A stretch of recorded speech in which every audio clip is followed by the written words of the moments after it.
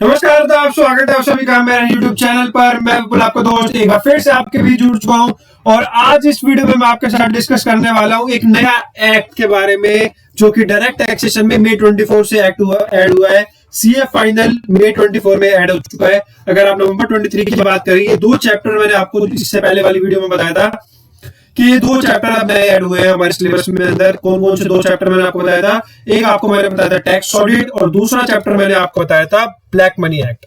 तो इस वीडियो में हम बात करेंगे ब्लैक मनी एक्ट को, फटाफट से डिस्कस करेंगे, वीडियो को छोटा रखेंगे, कोशिश करेंगे इस वीडियो में पूरा का पूरा ब्लैक मनी एक्ट को खत्म कर ले। आप स्टडी मटेरियल से खोल सकते हैं। मैं स्टडी मटेरियल से इसलिए पढ़ा रहा हूं ताकि मोस्टली स्टूडेंट जो कि सेल्फ कर रहे हैं उनको दिक्कत ना आए। तो देखिए, स्टडी मटेरियल से अगर आप देखें तो ये चैप्टर नंबर हमारा है 19।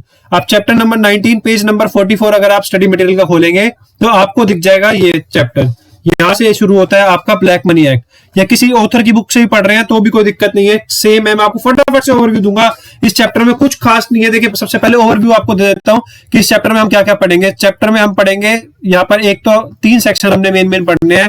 जो हमारे 3 सेक्शन है वो chapter section number 3, section number 5, section number 4। 3, 4, 5 ये 3 सेक्शन हमने पढ़ने हैं। मैं आपको एक बार ओवरव्यू दे देता हूं 3, 4, 5 में क्या क्या है। देखो, 3 क्या है, ये 3 हमारा है चार्जिंग सेक्शन, जो हमें बताता है कि चार्जिंग सेक्शन कितना टैक्स लगेगा, किसके ऊपर लगेगा। ठीक है, ये हमारा है चार्जिंग सेक्शन। उसके बाद अगर आप बात करोगे चार्जिंग सेक्शन के अलावा सेक्शन नंबर 4 की बात करोगे, ये आपको बताएगा अनडिस्क्लोज्ड इनकम और जो फॉरेन एसेट, जो हम ये देखिए जो ये लिखा है चैप्टर में, जो ये एक्ट जिसके ऊपर मेनली लगता है वो आपको सेक्शन नंबर 4 बताएगा। और सेक्शन नंबर 5 आपको क्या बताएगा, सेक्शन नंबर 5 आपको उसकी कंप्यूटेशन बताएगा। ठीक है, कुछ वैल्यूएशन के रूल्स है। अगर आप वैल्यूएशन के रूल्स देखेंगे जो सबसे इंपॉर्टेंट है इस चैप्टर में, बट जब आप वो करोगे वैल्यूएशन के रूल तो आपको ऐसा लगेगा कि आपने वो पहले पढ़ रखे हैं। मैं आपको दिखाता हूं, अगर आप एक बार आगे आगे चलते हैं, जैसे भी कोई दिक्कत आएगी आप बाद में मेरे से पूछ सकते हैं। देखिए, स्टार्ट करते हैं सबसे पहले चार्जिंग सेक्शन से स्टार्ट करते हैं। देखिए, चार्जिंग सेक्शन क्या कहता है कि हर एसएससी क्या है, टैक्स लगाएगा 30% किसके ऊपर, in respect of the undisclosed foreign income या फिर asset of the previous year.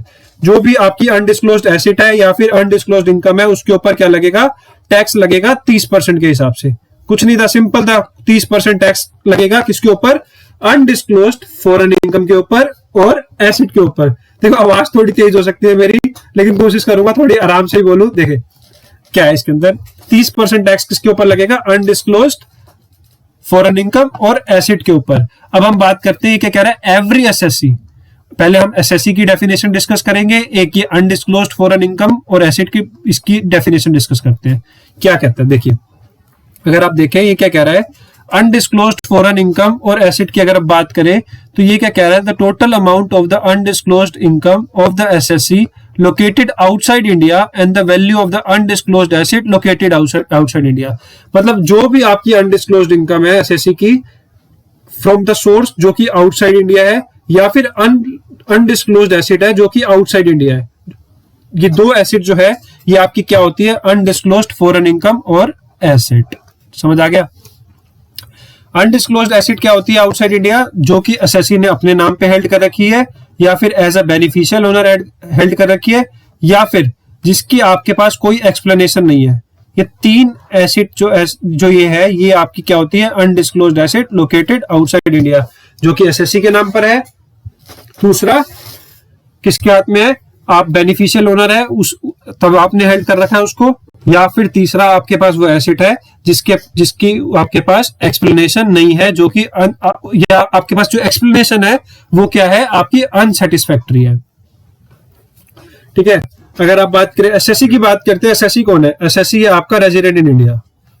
Second point में क्या कहता है, या फिर आपका एसएससी कौन है, नॉन रेजिडेंट है या फिर आर बट एनओआर है, ये है। लेकिन वो क्या था, वो रेजिडेंट था जब वो एसेट आपने एक्वायर करी थी या फिर वो इनकम आपने अर्न करी थी जिस प्रीवियस ईयर में, तब आप रेजिडेंट थे। ये कहता है ये point number B. Point number A क्या है, resident in India. Point number B क्या कहता है, रेजिडेंट बट एनओआर या फिर नॉन रेजिडेंट। लेकिन आप रेजिडेंट थे जब आपने एसेट एक्वायर करी थी या फिर आपने एसेट जो इनकम है वो अर्न करी थी उस प्रीवियस ईयर में। ठीक है, ये 3 डेफिनेशन थी। हमने क्या पढ़ा, 30% टैक्स लगेगा अनडिस्क्लोज्ड फॉरेन इनकम के ऊपर और एसेट के ऊपर। ये ज्यादा इंपॉर्टेंट नहीं था, आपको 30% याद रखना है अनडिस्क्लोज्ड फॉरेन इनकम और एसेट के ऊपर। जो अनडिस्क्लोज्ड एसेट और इनकम है इसको हम पढ़ेंगे सेक्शन नंबर 4 में, और कंप्यूटेशन इसकी पढ़ेंगे सेक्शन नंबर 5 में। ये था उसका, कोई दिक्कत आई? बिल्कुल आसान है यार, बहुत आसान सा सेक्शन है। मैंने आपको पहले ही बता दिया था, बहुत आसान सा चैप्टर है ये, इसके अंदर कुछ खास नहीं है, ये आप छोड़ सकते हैं। अब यहाँ से शुरू होती है वैल्यूएशंस।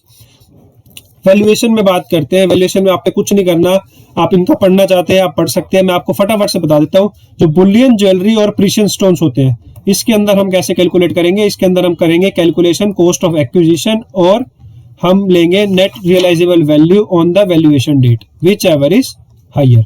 ये हम करेंगे बुलियन ज्वेलरी और प्रीशियस स्टोन्स के केस में, और यही चीज हम बाकी केसेस में भी करेंगे। अगर आप आगे आएंगे आपको बहुत आसानी से समझ आएगा। क्या करेंगे, कॉस्ट ऑफ एक्विजिशन और NRV whichever is higher. ठीक है, समझ आ गया। उसके बाद सेम चीज यहाँ पर भी है, archaeological collections, drawing, painting, sculptures, any other work of art.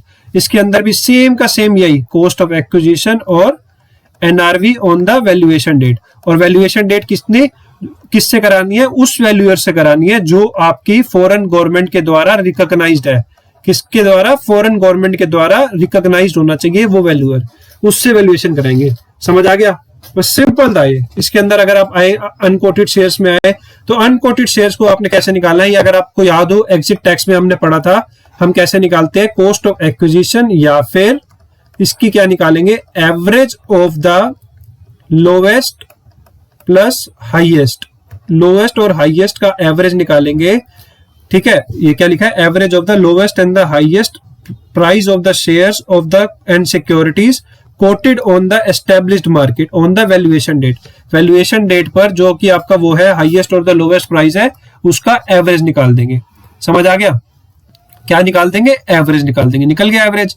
अगर आपके पास यहाँ पर एवरेज नहीं है उस वैल्यूएशन डेट का, तो आप किसका लेंगे, immediately preceding the valuation date का। समझ आ गया, किसका लेंगे, immediately preceding the valuation date का।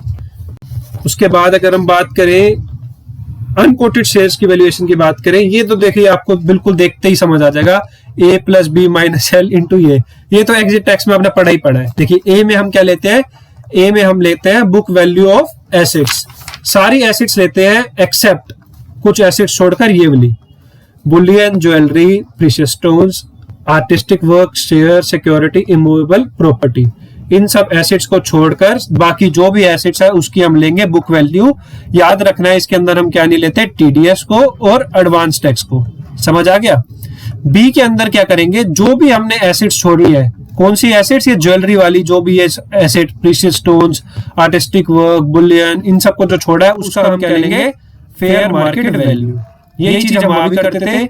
उसके बाद इमूवेबल प्रॉपर्टी भी इसके अंदर फेयर मार्केट वैल्यू ही लेते हैं। वहां पर हम इमूवेबल प्रॉपर्टी का क्या लेते थे, हम लेते थे स्टैम्प ड्यूटी वैल्यू। यहाँ पर क्या है, यहाँ पर हर एसेट जो कि आपने ऊपर नहीं ली है, जो ये वाली एसेट्स है, इसका आप क्या करेंगे, फेयर मार्केट वैल्यू। उसके बाद आप एल कैसे निकालेंगे, एल आप निकालेंगे book value of all liabilities. समझ आ गया। लाइबिलिटीज के अंदर आपने कुछ लाइबिलिटी छोड़नी है, सेम वही की वही लाइबिलिटी जो आपने वहां पर भी पढ़ी थी। किसके अंदर पढ़ी थी आपने, एग्जिट टैक्स के अंदर। वो कौन कौन सी है, आपने क्या क्या छोड़ना है, आपने पेड अप शेयर कैपिटल को नहीं लेना, आपने रिजर्व एंड सरप्लस को नहीं लेना, आपने प्रोविजन फॉर टैक्स को इग्नोर करना है, एक्सक्लूड करना है, और किसको एक्सक्लूड करना है, प्रोविजन फॉर अनसर्टेन लाइबिलिटी को भी, अनसर्टेन लाइबिलिटी है उसको भी आपने नहीं लेना, और आपने एक कंटीजेंट लाइबिलिटी को भी नहीं लेना। अगर आप ये पढ़ेंगे आपको बहुत आसानी से समझ आ जाएगा, बहुत जल्द आराम से आप रीड कर सकते हैं। कोई भी दिक्कत हो आप मेरे से पूछ लेना, मैं जल्दी जल्दी थोड़ा सा इसलिए भी करा रहा हूं ताकि वीडियो शॉर्ट हो जाए। एक मैं डिटेल्ड वीडियो जरूर डालूंगा, लेकिन ये शॉर्ट वीडियो इसलिए कि और जल्दी यहाँ पर रिवाइज हो सके, मैं इसलिए ये वीडियो डाल रहा हूँ। देखिए उसके बाद हमने क्या क्या निकाल दिया, हमने निकाल दिया ए हमने निकाल दिया, बी भी निकाल दिया, एल भी निकाल दिया। अब क्या करना है, पीई। पी में क्या लेंगे, total amount of the paid up share capital on the balance sheet date, और पीवी में क्या लेंगे, paid up value of the equity shares. समझ आ गया, यही था इसके अंदर। उसके अगर बात करेंगे कोटेड अनकोटेड शेयर्स के बारे में बात करेंगे, other than the equity shares in the company.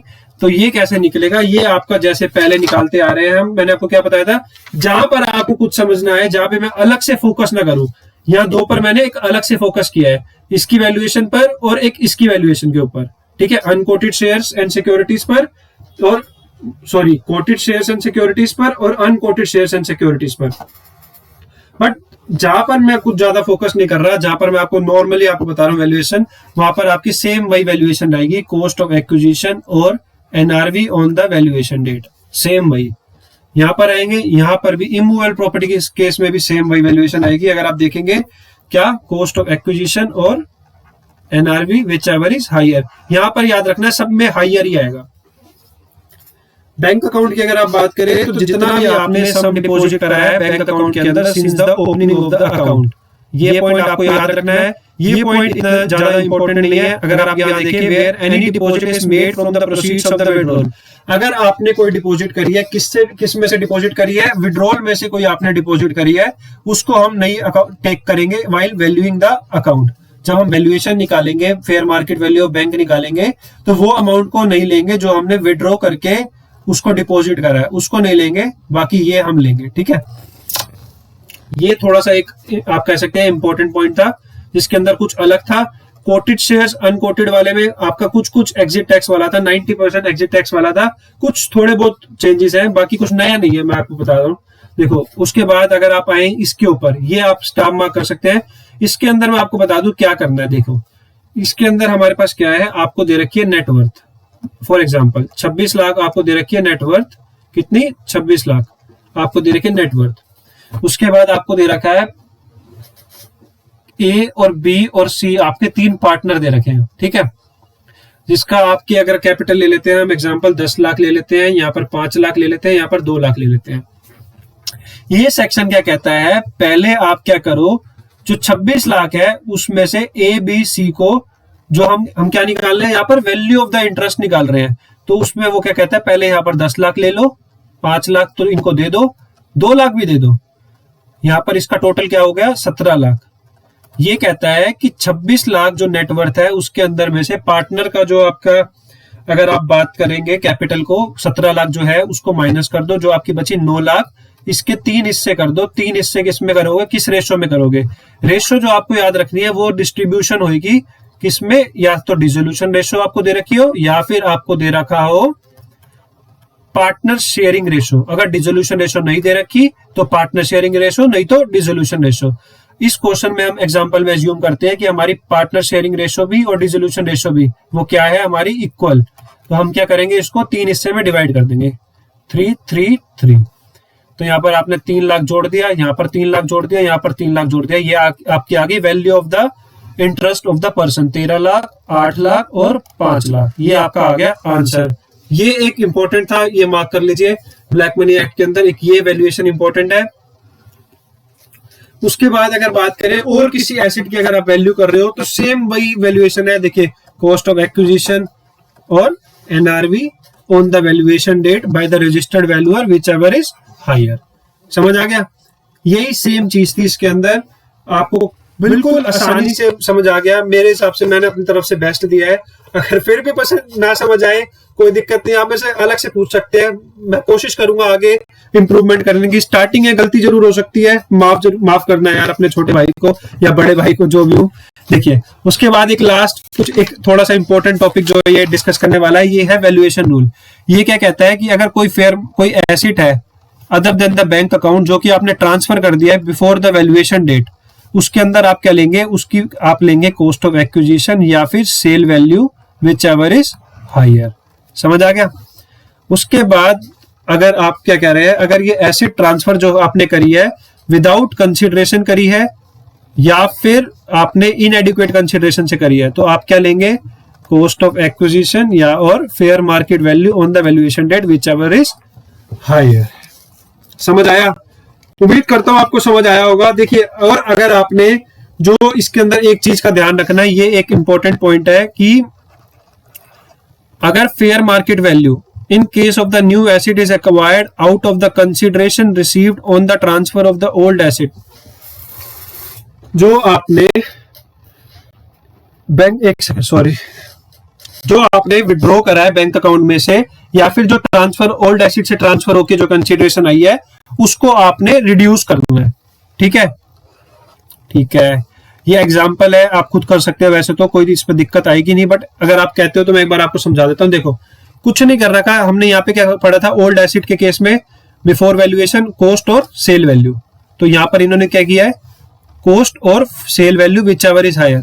आपकी देखिए मैं आपको दिखाता हूँ, कॉस्ट क्या आपको दे रखी है, एसिड आपने खरीदी थी 15 लाख में, कॉस्ट ये हमारी क्या है, कॉस्ट ऑफ ए। बेचा कितने में है, सेल वैल्यू कितनी दे रखी है, 22 लाख। तो दोनों का 22 लाख और 15 lakh whichever is higher, इन्होंने क्या ले रखा है, वैल्यू प्रॉपर्टी ए की वैल्यू ले रखी है। ठीक है, उसके बाद क्या कह रहा है, in the year another house B was purchased for 35 lakh, जो कि इन्वेस्टमेंट हमने करी है आउट ऑफ द विड्रॉल। ये हम क्या करेंगे, एक्सक्लूड करेंगे जब हम क्या निकालेंगे, fair market value of bank. समझ आ गया? ठीक है, उसके बाद क्या कह रहा है, प्रॉपर्टी बी की वैल्यू निकालते हैं। प्रॉपर्टी बी की वैल्यू कैसे निकालेंगे, कॉस्ट ऑफ एक्विजिशन और fair market value whichever is higher. Fair market value हमें क्या दे रखी है, ये देखो 60 लाख रुपए। नहीं, ये तो हमारे पास क्या दे रखा है, फॉरेन बैंक का अकाउंट दे रखा है, उसको नहीं, उसको इग्नोर करेंगे। 48 लाख क्या है हमारी फेयर मार्केट वैल्यू, और कॉस्ट ऑफ एक्विजिशन क्या है 35 lakh whichever is higher. ये देखो 35 और 48 whichever is higher 48 lakh. और बैंक की अगर बात करें, बैंक के अंदर हमारे कितना बैलेंस लेंगे, फेयर मार्केट वैल्यू क्या लेंगे, मैंने आपको क्या कहा था, हम क्या किसको इग्नोर करेंगे, 35 लाख को। तो हम क्या लेंगे, 60 लाख का हमारा बैलेंस दे रखा है, जिसमें से हम 35 लाख को माइनस करेंगे और ये हम लेंगे 25 लाख को। तो अब हमारा जिसके ऊपर हमने 30% टैक्स निकालना है, वो किसके ऊपर निकालेंगे, प्रॉपर्टी बी के ऊपर प्लस बैंक के ऊपर। ठीक है, बी की प्रॉपर्टी कितनी थी हमारे पास, 48 लाख प्लस 25 लाख, ये हमारा शायद आएगा 73 लाख के ऊपर हम निकालेंगे 30%। इन्होंने यहाँ बस 48 यही 3 वैल्यू करके छोड़ रखा है। ठीक है, समझ आ गया? उसके बाद क्या है, एक ये टॉपिक क्या है, ये क्या कहता है, यहाँ पर आपने क्या लेना है, आरबीआई रेफरेंस रेट लेना है। ठीक है, और अगर आपके पास आरबीआई का रेफरेंस रेट नहीं दे रखा, नोट गिवन, तो आपने क्या लेना है, आपने क्या करना है, जो फॉरेन करेंसी में जो आपको दे रखा है उसको आपने कन्वर्ट करना है यूएस डॉलर में, यूएस डॉलर से आपने कन्वर्ट करना है रुपीज में, डायरेक्ट रुपीज में नहीं करना, पहले आपने यूएस डॉलर में कन्वर्ट करना है, उसके बाद आपने रुपीज में कन्वर्ट करना है। आपको समझ आ जाएगा अगर आप एक बार इसको रीड कर लोगे। ठीक है, उसके बाद अगर आप नीचे आएंगे, डेफिनेशंस कुछ ज्यादा इंपॉर्टेंट नहीं है, एक बार रीड कर सकते हैं, बस जस्ट रीड। ठीक है, कुछ नहीं था इसके अंदर। उसके बाद अगर आप बात करें, सेक्शन नंबर 4 आ गया अब आपका। सेक्शन नंबर 4 एक आपका इंपॉर्टेंट सेक्शन है। इसके अंदर क्या कहता है, मैंने आपको क्या बताया था, total income, undisclosed foreign income और एसेट कौन सी लेंगे, स्कोप क्या है इसका। इसके अंदर मैं आपको सिंपल सी भाषा में बताता हूँ, आप पढ़ सकते हैं, कुछ नहीं है इसके अंदर। वो अनडिस्क्लोज्ड इनकम लेंगे, या तो आपने रिटर्न ही, देखो एक केस है आपने रिटर्न फाइल करी लेकिन आपने डिस्क्लोज नहीं करी, ये वो पॉइंट है। ठीक है, रिटर्न फाइल करी है आपने, वहां पे इनकम ही डिस्क्लोज नहीं करी, या फिर एसेट जो आपके डिस्क्लोज नहीं करे। सेकंड केस क्या कहता है, आपने तो रिटर्न ही नहीं फाइल करी, ना आपने बिलेटेड रिटर्न फाइल करी, ना आपने रिवाइज रिटर्न फाइल करी, ना आपने फ्रेश कोई रिटर्न फाइल करी थी, तीनों रिटर्न फाइल नहीं करी, या फिर कोई अनडिस्क्लोज्ड एसेट है जो कि लोकेटेड आउटसाइड इंडिया है। समझ आ गया? ये है इसके अंदर, बहुत सिंपल सा था, कोई दिक्कत नहीं आ रही, पूरी उम्मीद करता हूँ मैंने बहुत अपनी तरफ से बेस्ट देने की कोशिश करी है। बट पता है मेरे को यार, स्टार्टिंग है, दिक्कत जरूर आ रही होगी, लेकिन अपने आप फीडबैक जरूर देते रहना अपना साथ साथ, ताकि मैं आगे इंप्रूवमेंट कर सकूं। बिल्कुल स्टार्टिंग है यार। ठीक है, उसके बाद हम बात करते हैं सेक्शन नंबर 5 की। सेक्शन नंबर 5 क्या कहता है कि इस इनकम के अगेंस्ट कोई भी सेट ऑफ या फिर एक्सपेंडिचर का अलाउंस आपको नहीं मिलेगा। बहुत इजी सा, कुछ भी मतलब आपने पढ़ा होगा, जहां पर भी हम वो 30% टैक्स लगाते थे ना, अनडिस्क्लोज्ड इनकम, हमने मिसलेनियस सेक्टर में भी अगर देखा हो तो कहीं पर भी हमें यहाँ पर एक्सपेंडिचर का अलाउंस या फिर सेट ऑफ हमें नहीं मिलता उन इनकम के। ये हमारी कुछ अलग तरीके की स्पेशल, ये स्पेक्युलेटिव टाइप इनकम हो गई एक तरीके से। ठीक है, समझ आ गया? ये था इसके अंदर।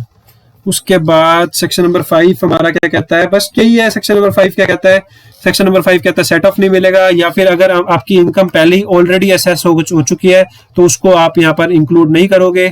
ठीक है, उसको इंक्लूड नहीं करोगे, अगर पहले से असेस हो गई है तो उसको रिड्यूस कर देना।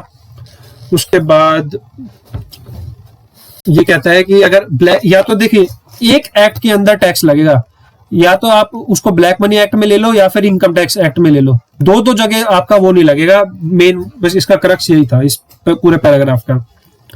एक ये एग्जांपल आपको दे रखा है इमूवेबल प्रॉपर्टी के, इसके अंदर मैं आपको एक बार लास्ट बार फटाफट से बता देता हूं। देखो क्या है, आपने एक प्रॉपर्टी एक्वायर करी है, कितने की वैल्यू कितनी है प्रॉपर्टी की, 120 लाख।